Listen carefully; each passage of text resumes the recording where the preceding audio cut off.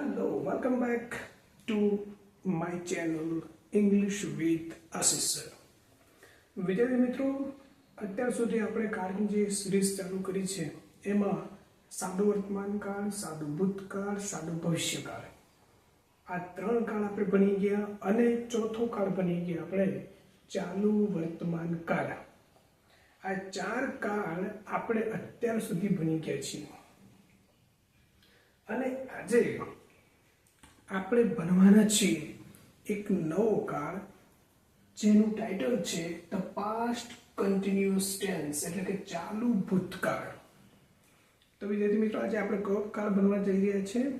ચાલુ ભૂતકાળ. ગયા વિડીયોમાં આપણે ભણ્યા હતા ચાલુ વર્તમાન કાળ. તો થોડું રિવિઝન કરી લઈએ કે ચાલુ વર્તમાન કાળ કોને કહેવાતો હતો. આપણે ચાલુ વર્તમાન કાળ કેવી રીતે સમજ્યા? તો ચાલુ વર્તમાન કાળ એટલે કે વર્તમાનમાં હાલ હમણાં જે કોઈ પણ ક્રિયા ચાલુ છે એ દર્શાવવા માટે આપણે ચાલુ વર્તમાન કાળનો ઉપયોગ કરતા હતા. એવી જ રીતે ચાલુ ભૂતકાળ. તો ચાલુ ભૂતકાળ શું છે? તો કે જેમ વર્તમાનમાં કોઈ ક્રિયા ચાલુ હતી એ દર્શાવવા માટે આપણે ચાલુ વર્તમાન કાળ વાપરતા હતા. એ જ રીતે કોઈ ક્રિયા ભૂતકાળમાં કોઈ ચોક્કસ સમયે કોઈ ક્રિયા ચાલુ હતી તે દર્શાવવા માટે આપણે ચાલુ ભૂતકાળ વાપરીએ છીએ. ચાલુ વર્તમાન કાળ હમણાં, હાલ, અત્યારે કોઈ ક્રિયા ચાલુ છે તો ચાલુ વર્તમાન કાળ.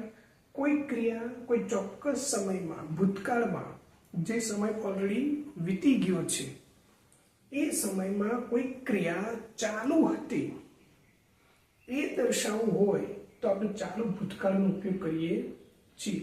અને અંગ્રેજી ભાષામાં સ્પોકન ઇંગ્લિશમાં ચાલુ વર્તમાન કાળ, ચાલુ ભૂતકાળ, સાદું વર્તમાન કાળ આ કાળ જે છે આ બધા એ ઘણું બધું મહત્વ દર્શાવે છે. અને આ કાળ જો આપણે સારી રીતે કંઠસ્થ કરી લઈશું, સારી રીતે એને પ્રેક્ટિસમાં લઈશું, યુઝ કરીશું તો આપણે 100% સારી રીતે અંગ્રેજી શીખી જઈશું.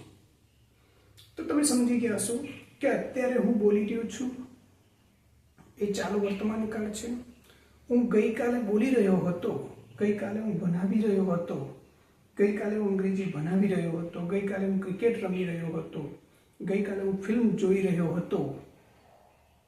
આ ગઈકાલની મારી જે ચોક્કસ સમયની જે ક્રિયા ચાલુ હતી એ દર્શાવવું હોય તો હું ચાલુ ભૂતકાળનો ઉપયોગ કરું છું. ચાલુ ભૂતકાળ અને સાદા ભૂતકાળ બંનેમાં પાછો ડિફરન્સ છે. સાદો ભૂતકાળ એટલે ભૂતકાળમાં કોઈ ક્રિયા થઈ ગઈ હતી એ દર્શાવવા માટે આપણે સાદો ભૂતકાળ વાપરતા હતા. અને ચાલુ ભૂતકાળમાં કોઈ ક્રિયા ચાલી રહી હતી એ દર્શાવવા માટે આપણે ચાલુ ભૂતકાળ વાપરતા હોઈએ છીએ. કેટલાક ઉદાહરણો જોઈશું એટલે આપણે વધારે સમજાશે. દાખલા તરીકે મારે કેવું હોય કે હું ગઈકાલે અંગ્રેજી ભણાવી રહ્યો હતો. જો ગઈકાલે મારે અંગ્રેજી ભણાવવાની જે ક્રિયા હતી એ ગઈકાલના સમયમાં શું હતી? ચાલુ હતી ભણાવવાની ક્રિયા. ગઈકાલે હું અંગ્રેજી ભણાવી રહ્યો હતો. અત્યારે હું અંગ્રેજી ભણાવી રહ્યો છું તો હાલ મારી ક્રિયા અંગ્રેજી ભણાવવાની ચાલુ છે. પણ ભૂતકાળ જે સમય જતો રહ્યો છે એ સમયમાં પણ મારી ક્રિયા ચાલુ હતી એવું દર્શાવવું હોય તો હું વાપરું છું ચાલુ ભૂતકાળ. સમજી? બીજું કેવું હોય તો સચિન ગઈકાલે ક્રિકેટ રમી રહ્યો હતો. બરાબર. ત્રીજું વાક્ય ઉપર લઈએ. સુનિતા ગીત ગાઈ રહી હતી. રમી રહ્યો હતો, ગાઈ રહી હતી. આ 3 શબ્દો પરથી તમને સમજાઈ ગયું હશે કે કોઈ પણ ક્રિયા ભૂતકાળમાં ચાલુ હતી એવું દર્શાવવા માટે રહ્યું હતું, રહ્યો હતો, રહી હતી આવા શબ્દોનો પ્રયોગ થયેલો હશે. આ રહ્યો હતી, રહ્યો હતો, રહી હતું, આ હતો, હતી એ શબ્દો પરથી આપણે જાણી શકીએ છીએ કે ભૂતકાળમાં ચાલુ કોઈ ક્રિયા હતી, એટલે કે તે સમયમાં કોઈ ક્રિયા ચાલુ હતી એટલે ચાલુ ભૂતકાળ કહેવાય છે. ચાલુ વર્તમાન કાળમાં હાલ ક્રિયા ચાલે છે. ભૂતકાળમાં કોઈ ક્રિયા ચાલુ હતી એ દર્શાવવા માટે આપણે ચાલુ ભૂતકાળ વાપરીએ છીએ. મિત્રો, સમજાઈ ગયું છે તમને કે ચાલુ વર્તમાન કાળ અને ચાલુ ભૂતકાળમાં શું ફરક હોય છે. ઘણી બધી વખત સમજાવ્યું છે એટલે તમને મગજમાં ઉતરી જ ગયું છે. હવે આ ઉદાહરણો પરથી આ શબ્દો આપણે જે તારવ્યા એ શબ્દો પરથી સીધા આપણે હવેની વ્યાખ્યા ભરાઈશું. તો ભૂતકાળ, ચાલુ ભૂતકાળ કોને કહેવાય?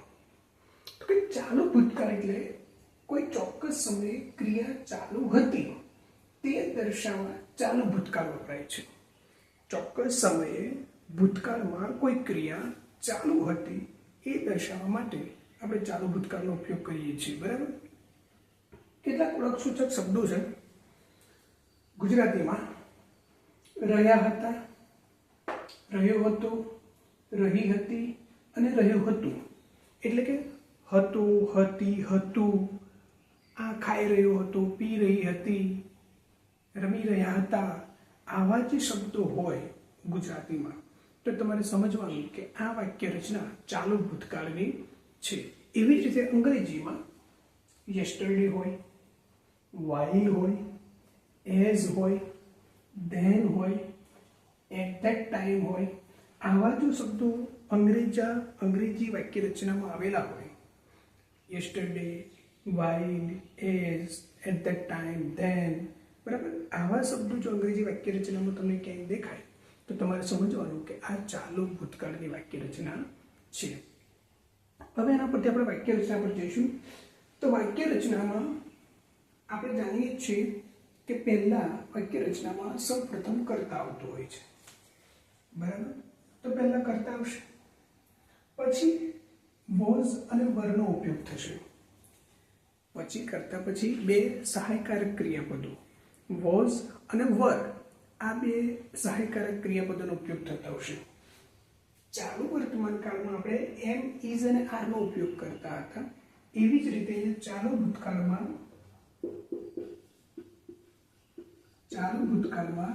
વોઝ અને વરનો ઉપયોગ કરીશું. પછી આપણે લઈશું ક્રિયાપદનું આઈએનજી વાળું રૂપ. પછી શું લઈશું આપણે? ક્રિયાપદનું આઈએનજી વાળું રૂપ. પછી આવશે કર્મ અને અન્ય શબ્દો આવશે. એટલે કે ચાલુ ભૂતકાળમાં જ્યારે વાક્ય રચના આપણે બનાવતા હોઈએ ત્યારે પહેલા કર્તા આવશે, પછી બે સહાયકારક ક્રિયાપદોનો ઉપયોગ કરવાનો, વોઝ અથવા તો વર. બંને એક સાથે ઉપયોગ થતા નથી.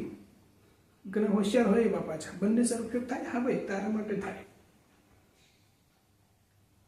વોઝ અને વર બંનેમાંથી એકનો જ ઉપયોગ થશે. એ કર્તાને ધ્યાનમાં રાખીને આપણે ઉપયોગ કરીશું.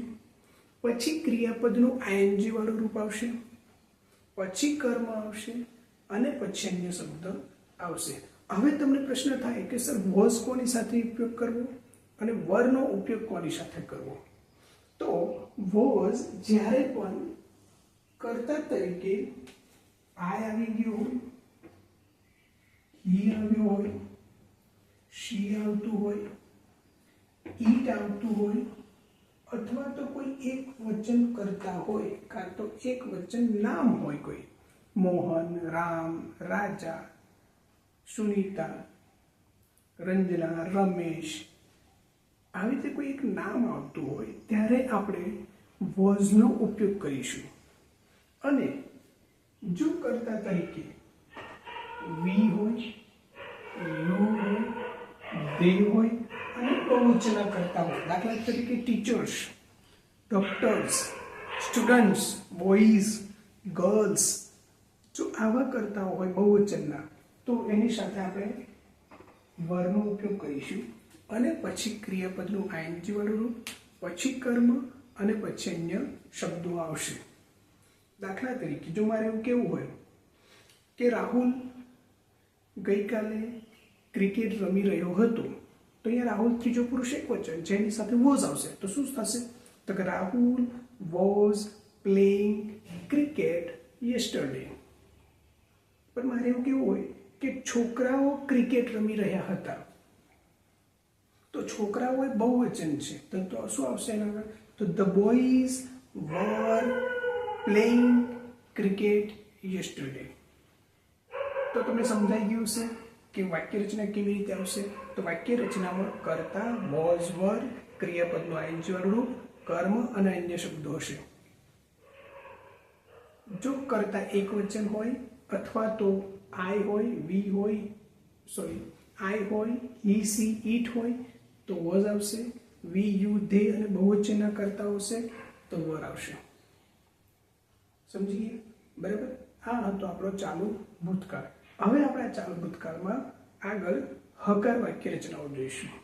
કેટલાક હકાર વાક્યો જોઈશું એટલે આપણને વધારે સમજાશે કે ચાલુ ભૂતકાળ કેવી રીતે બનાવવું.